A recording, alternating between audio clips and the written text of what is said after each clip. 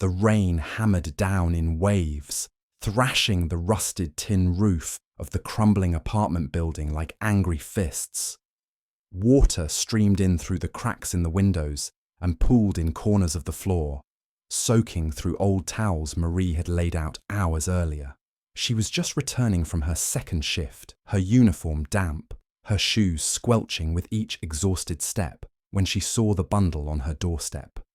At first, she thought someone had left trash there, another careless neighbour, but then it moved. She dropped her grocery bag, heart pounding, and crouched down. It was a baby, tiny, swaddled in a hospital sheet, eyes shut tight, lips trembling. No note, no name, just a silver necklace tucked under the blanket, glinting faintly in the porch light. The initials DJ were etched on the small charm. Marie stared at him, frozen, her breath catching in her throat. "Call the police," her mind screamed. "Let the system handle this. You can't afford this. Not now. Not with her mother coughing blood and the rent already late." But the child's face. Something about him stole her breath. He had the same soft chin, the same curly lashes as Devon. Her little boy who died in that fire 5 years ago. The one whose screams still tore through her dreams at night. Her trembling fingers brushed the baby's cheek, and he stirred, letting out a tiny whimper. That sound shattered something in her. She stood there for what felt like an eternity, the storm swirling around her, indecision clawing at her chest. But in the end, it wasn't logic or survival that won. It was love, wounded, desperate love. She scooped him up, pressing him against her chest, feeling the heat of his tiny body soak through her wet uniform. "Jaden," she whispered hoarsely, tears mixing with the rain on her cheeks. "Your name is Jaden." Inside, she laid him on a stack of clean towels in a laundry basket. Her hands shook as she warmed milk and rocked him to sleep. Her mind raced with questions she couldn't answer. Who would leave a child like this? What had happened to his mother? Was someone coming back for him? But in her gut, she knew. This child had been left to disappear, to vanish into nothing. And though every instinct told her this choice could break her already fragile world, she couldn't turn him away. Even if it meant risking everything, her job, her freedom, her sanity, she would give him a chance at life. Jaden's life had begun in the middle of a storm, and so had a new chapter in hers. Marie hadn't always lived like this, counting coins at the corner store, scrubbing hospital floors till her knees ached, hiding from her landlord like a fugitive in her own home. Once, years ago, she had dreams. She had love. Her husband, Anthony, was once the kind of man who made women jealous. Charming, ambitious, smooth-talking, with a crooked smile that made her feel like the only woman in the room. But charm fades when pressure mounts. After losing his job at the auto plant, Anthony unraveled. The man who once held her like porcelain began to handle her like property, rage flaring over unpaid bills and spilled milk. The bruises were bad, but it was the silence that broke her, the way he would disappear for days, then return smelling like liquor and regret. Still she stayed. For Devon. For her baby boy, with the big laugh and the teddy bear that never left his side. Until the fire. One careless night. A cigarette, a fight, and the world turned to smoke and screaming. She got out. Devon didn't. That night, everything she had burned to ash. She left Anthony and never looked back, carrying nothing but grief and a battered heart.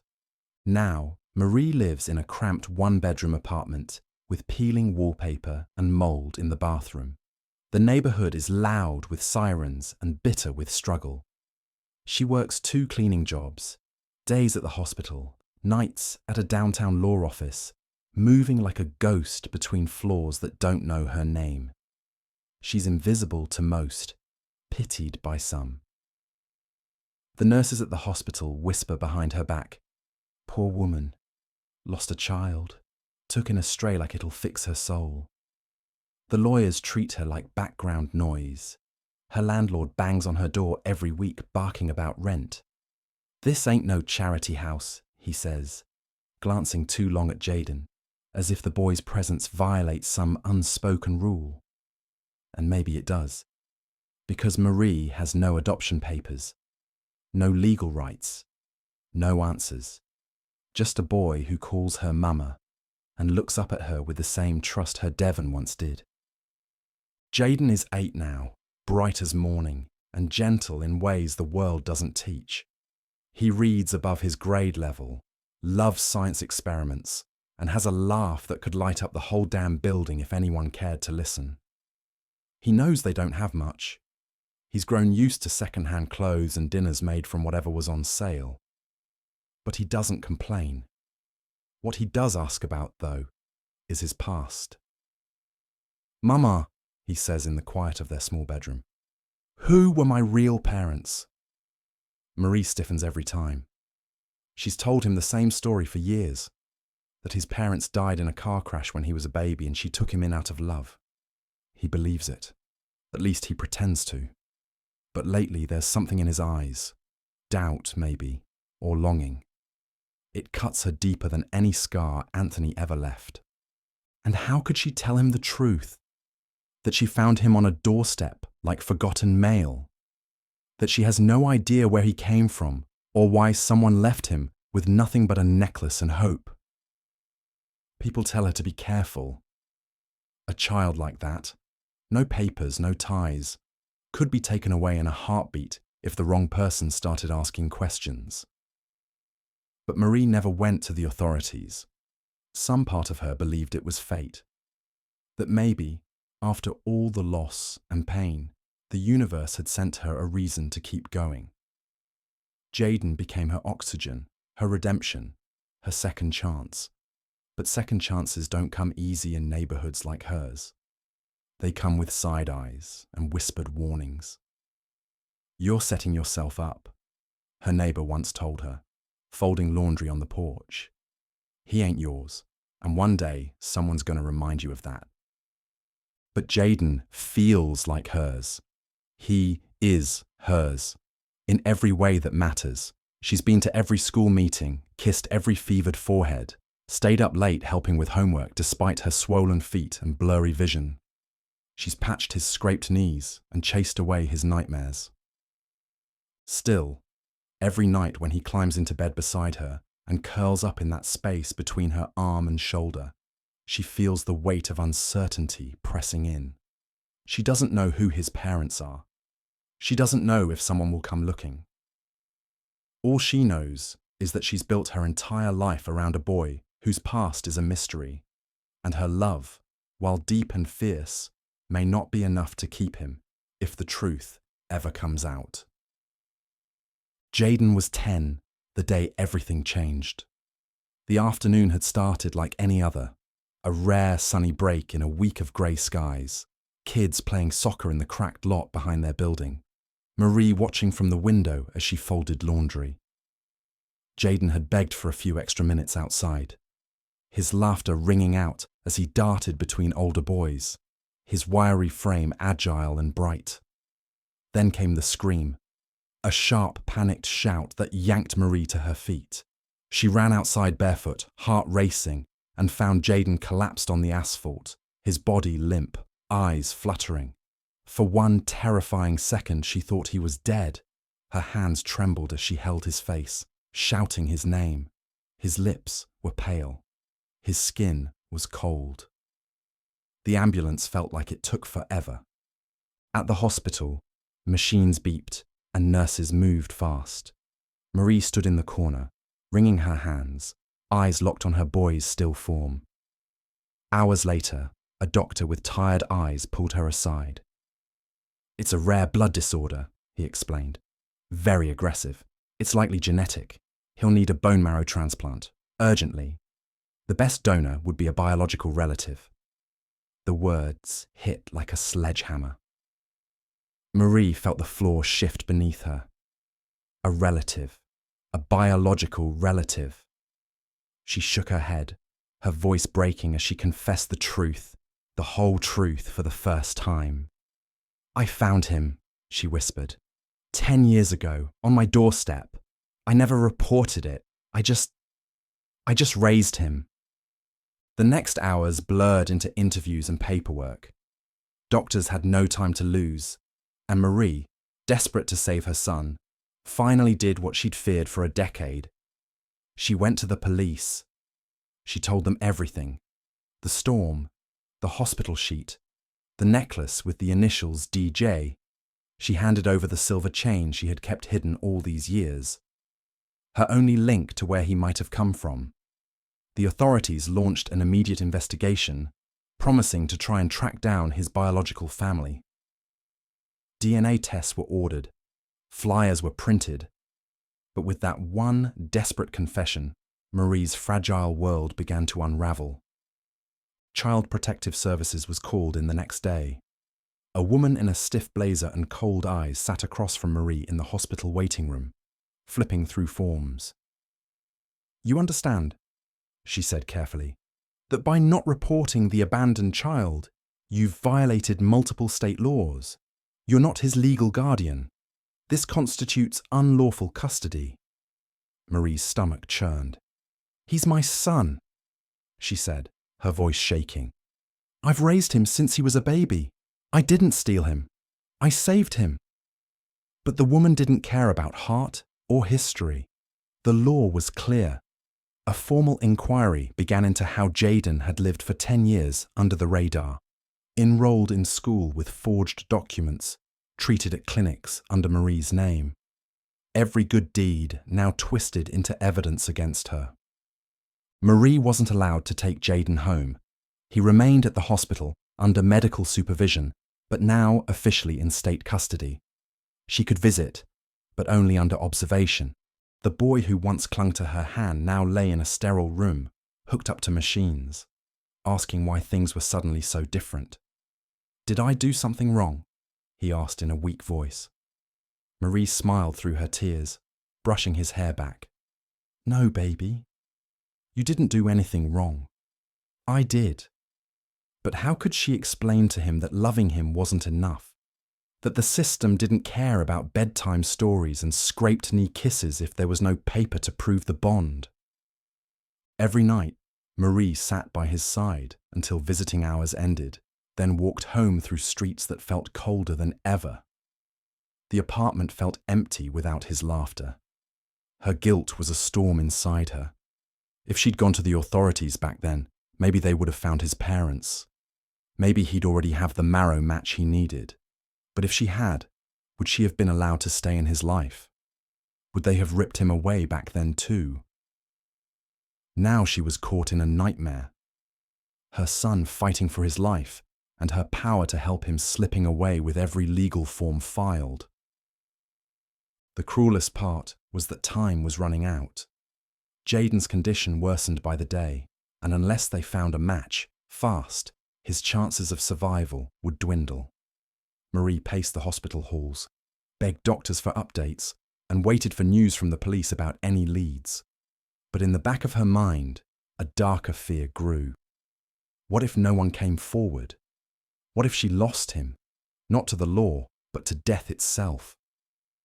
The call came late one evening, just as Marie was about to head to the hospital for her supervised visit.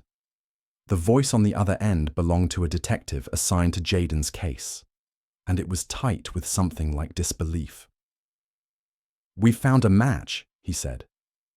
"The boy's mother, her name is Diana Jameson." Marie's heart stopped. The name meant nothing to her, but within hours it was everywhere, on the news, in headlines, splashed across screens like a nightmare unraveling in real time. Diana Jameson was a household name. CEO of a luxury cosmetics brand, board member on multiple non-profits, cover star of business magazines. She was powerful, beautiful, and impossibly wealthy. And now she was claiming that Jayden, Marie's Jayden, was the son stolen from her at birth 10 years ago. In the days that followed, Marie's world collapsed in slow, humiliating motion. Reporters swarmed the apartment building, shoving microphones at neighbors. The media painted Marie as a thief, a mentally unstable woman who had snatched a newborn and hid him for a decade. They ran photos of Jayden beside glamour shots of Diana, calling it the scandal of the decade. Even her co-workers, once quietly sympathetic, began to pull away. Whispers followed her at the hospital. Parents at Jayden's school avoided her gaze. She stopped going to work entirely, her body consumed with fear and grief. Then came the blow that gutted her completely: a court order removing Jayden from her care. Diana's lawyers had acted swiftly, arguing that Jayden was a victim of abduction and needed to be placed in his true home immediately. No transition period, no goodbye. Marie wasn't allowed to speak to him, not even a phone call. She watched from a distance as he was picked up from the hospital by a car with tinted windows, escorted by men in suits.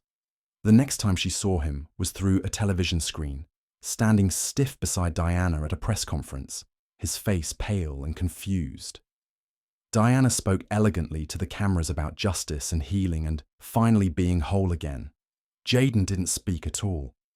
Behind the polished veneer of the Jameson estate, though, the truth was far less glossy.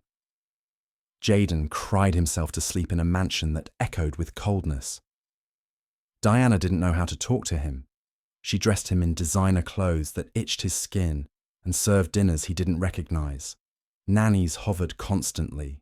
Tutors drilled him with lessons about etiquette and French. But there were no bedtime stories, no pancakes shaped like dinosaurs, no arms waiting for him when he woke from nightmares. Jayden asked to see Marie every night. "Can I call her?" he'd beg. "Just for a minute?" But the answer was always no. Diana insisted he needed time to adjust, though it was clear she was more concerned with appearances than emotion. To her, Jayden was a symbol, a chance to rewrite a chapter of her past, to reclaim something lost, no matter the cost. Marie, meanwhile, was falling apart. The silence was unbearable. Every hour without him felt like a slow death. The only person who didn't pull away was Micah, a junior lawyer at the firm where Marie cleaned offices at night. He'd always been kind, offering her leftover meals or rides home after long shifts. One night, after seeing her crying in the alley behind the building, he sat with her and listened as she told him everything: the fire, the baby on the doorstep, the years of hiding and loving and hoping. She didn't expect him to believe her, but he did. And more than that, he agreed to help. Micah began digging into Diana's claims.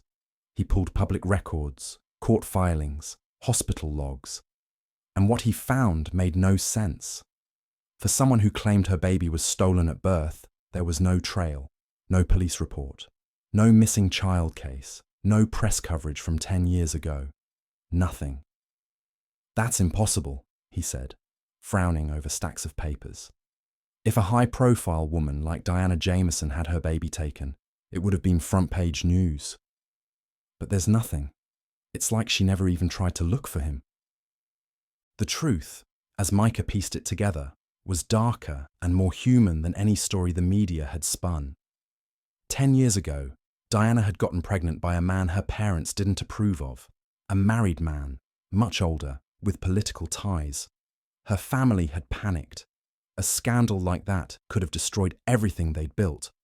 So when she gave birth, the baby was whisked away.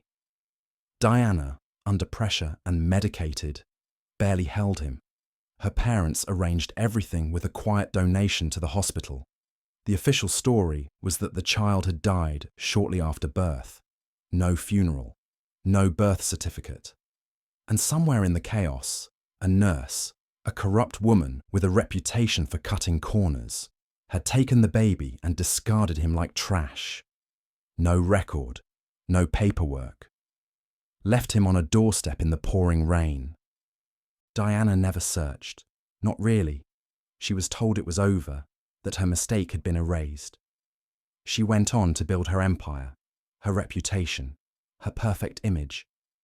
But then, 10 years later, The DNA match turned up during a hospital database sweep, and suddenly, a child she had abandoned became her redemption arc, a public narrative of victimhood she could weaponize, a way to silence her critics and humanize her brand. When Marie heard the truth, she wept, not out of vindication but heartbreak, for Jaden, for the lies that wrapped around his life like barbed wire, for the boy now trapped in a mansion that called itself home, but had no warmth. She knew the fight ahead would be brutal. She had no money, no legal rights, no media platform, just the truth, and a love that had raised a boy into a kind, gentle soul against all odds. Micah promised to help her file a formal motion for custody, backed by the investigation he was building. But time was slipping away, and Jaden's conditions still loomed like a shadow over everything. "We'll get him back," Micah said one night, his voice firm. "We'll prove that love isn't just biology, and we'll show the court what kind of mother you really are." Marie clung to those words, because they were all she had left. Hope, and a memory of Jaden's hand in hers, soft and trusting, before the world tore them apart. The courtroom buzzed with tension as Marie sat at the plaintiff's table, her hands clenched tightly in her lap, eyes never straying from the small figure across the room, Jaden, sitting beside a court-appointed guardian, his face pale but composed.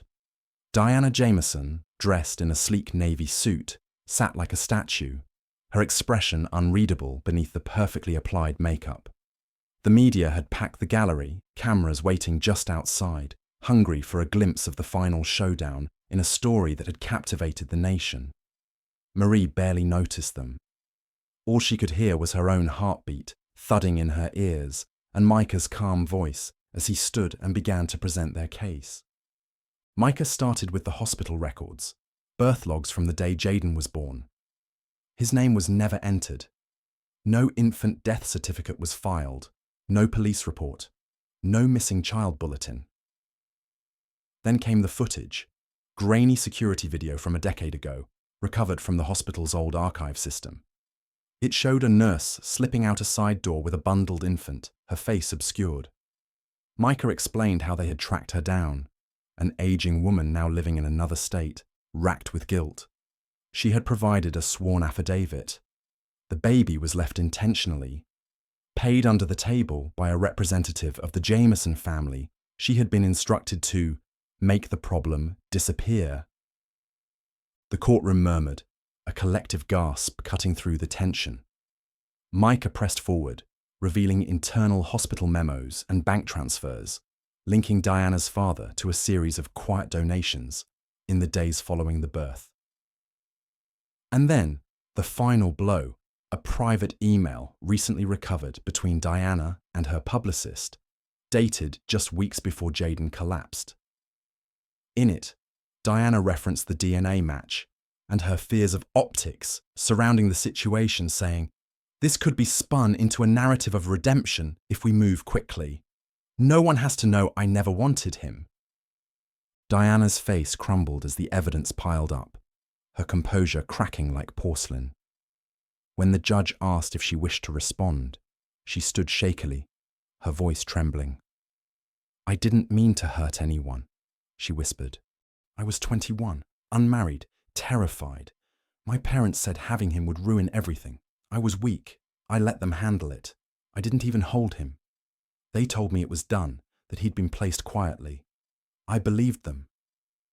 Her voice broke, and she sat back down, burying her face in her hands.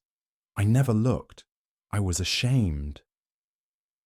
The judge, a stern man who had shown little emotion throughout the trial, now looked visibly shaken. He turned to Jaden. "Would you like to speak, son?" Jaden nodded. He stood, small in his borrowed suit, hands clasped tightly in front of him. His voice trembled, but it was clear, and every word sliced through the silence like a blade. "She gave birth to me," he said, nodding toward Diana. "But Marie is my mum. She's the one who stayed. She made me soup when I was sick. She taught me how to read. She worked 2 jobs so I could have shoes for school. She held me when I cried. She didn't leave me on a doorstep. She loved me, even when it hurt. Tears streamed down his face, and Marie couldn't stop hers from falling either. "Please," he whispered, looking directly at the judge. "I just want to go home. I want to go back to her." There wasn't a dry eye in the room. Even the stenographer paused to wipe her face.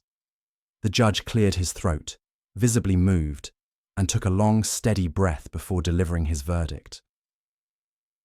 "This case is unprecedented," he said. "It is not about punishing mistakes made in fear. It is about honoring what it means to be a parent, not in biology, but in love, sacrifice, and commitment." He turned to Marie. "You are, in every way that matters, this boy's mother." Then to Diana, his voice colder, harder now. "You not only abandoned your son, but attempted to manipulate this court and the public with lies for your own protection. Your actions endangered a child's life." He struck the gavel with finality. "Full legal custody is granted to Marie Robinson with immediate effect. Diana Jameson is ordered to pay restitution for emotional damages and cover all past and ongoing medical expenses for the child. Court is adjourned." Marie barely had time to breathe before Jayden ran into her arms, sobbing into her chest. She held him like she never meant to let go again. Around them, the cameras flashed and reporters shouted questions, but none of it mattered. The fight was over. The truth had won.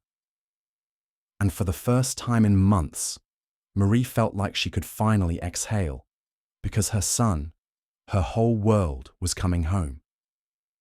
The weeks that followed the court ruling brought a kind of peace Marie had almost forgotten how to feel. With full custody secured and the public narrative finally corrected, Jayden was transferred to a specialised children's hospital, where he began treatment through a marrow donor registry coordinated by Micah and supported by the outpouring of community goodwill.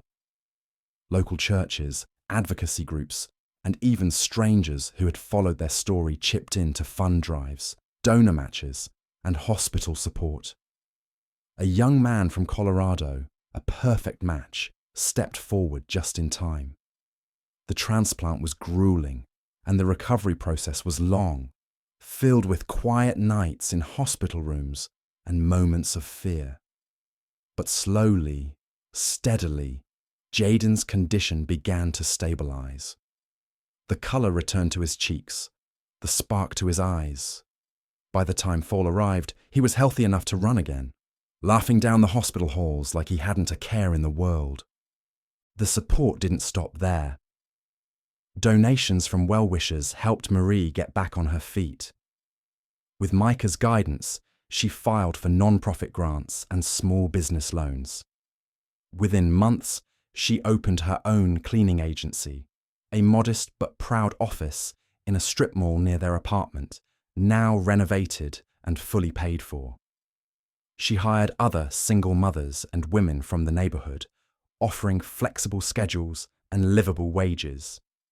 No more scrubbing hospital floors at midnight. No more missed dinners or stress-soaked mornings. For the first time, Marie breathed without a knot in her chest. Jayden, too, stepped into a new world. A private school offered him a full scholarship after hearing his story, and though the transition was intimidating, he flourished. He joined the science club, made new friends, and even began writing stories about a boy who found light after the storm. Every evening, he still came home to Marry, curled up beside her on the couch with a book or a board game, as if nothing had changed, except everything had. One quiet Sunday, Diana visited. She didn't come with reporters or lawyers, just a plain coat, no makeup, and a bouquet of lilies in trembling hands. Marie met her outside, calm and composed. They spoke alone, no bitterness in Marie's voice, just exhaustion and grace. Diana apologized, deeply, genuinely, for the choices she had made and the lives she had broken in the process. Marie nodded, the old pain still there but no longer sharp. "I forgive you," she said softly, "but you don't get to walk in and out anymore. He has a life now, and I won't let it be shaken again. If he wants you in it one day, it'll be his choice. Until then, please stay away." Diana nodded through tears, accepted the boundary, and left without another word. This time, not from shame, but from understanding. Through it all, Micah remained a quiet constant in Marie's life. At first, he stopped by to check on legal updates or bring groceries. Then it was coffee, walks in the park with Jaden, long talks after dinner. It was never rushed, never forced. Just two people who had walked through fire together and found in each other a quiet place to rest. Micah never pushed, and Marie never rushed. But one night, as Jaden slept soundly in the next room, Marie reached across the couch and took his hand. No words were needed. In that small gesture, wrapped in warmth and mutual respect, a new beginning was born. Marie had once thought her story ended in tragedy. But now, as she watched Jaden step into his future, healthy, loved, and unbreakably hers, she realized it had only just begun. The sun bathed the college lawn in golden light as Jaden stood at the podium, tall and composed in his cap and gown, a sea of faces watching him from below. His voice trembled at first, but then grew steady, resonant, full of emotion earned through a life few in the crowd could imagine. "Most people thank their parents for giving them life," he said, scanning the crowd until his eyes found her, Marie, sitting in the front row, dressed simply, hands clasped in her lap, her eyes already glistening. "But mine didn't, not biologically anyway. She didn't give me life. She gave me something harder, love, without knowing if I'd ever love her back. She chose me when no one else did. She stayed when things were ugly, when it would have been easier to walk away. Everything I am is because of her." The crowd was silent, rapt. Some wiped away tears. Jaden took a breath and smiled softly. "And today, I want to tell you what I've chosen. I'm becoming a lawyer, not just for justice, but for the children who fall through the cracks like I almost did, for the ones left behind, for the families who love without permission, who fight without recognition. I want to be the person who helps keep those families together." The audience erupted into applause, but Marie barely heard it over the pounding of her heart. Jaden stepped down from the stage, diploma in hand, and walked straight into her arms. She stood and embraced him tightly, holding on to the boy who had once fit in her arms, now a man, and the most beautiful thing she had ever seen. Her tears spilled freely, not just for the moment, but for the journey. For the nights she almost gave up, the years spent clawing toward hope, the love that was once fragile and now unbreakable. Around them, the ceremony continued, but for Marie, the world had stilled, because everything she had ever fought for was right there in her arms, proving that even out of nothing, something extraordinary could grow. "I was 21, unmarried, terrified. My parents said having him would ruin everything. I was weak. I let them handle it. I didn't even hold him. They told me it was done, that he'd been placed quietly. I believed them." Her voice broke and she sat back down, burying her face in her hands. "I never looked. I was ashamed.